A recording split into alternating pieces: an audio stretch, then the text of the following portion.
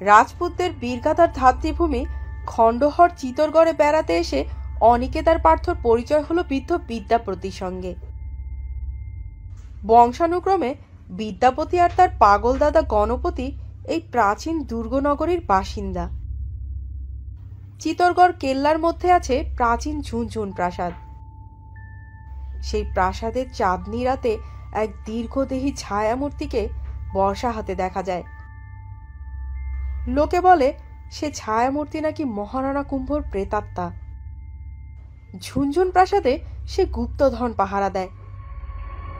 সত্যিই কি ঝুনঝুন প্রাসাদে কোনো লুকোনো গুপ্তধন আছে, যার সন্ধান করে চলেছেন কুম্ভর শেষ বংশধর বিক্রম সিংহ, তলোয়ারবাজ লকেশ সিংহ বা বিদ্যাপতির পাগল দাদা গণপতি? বিদ্যাপতির বাড়িতে রাত্রিবাস করতে এসে দুই বন্ধু জড়িয়ে পড়ে এক গা ছমছমের রহস্যের জালে। তারপর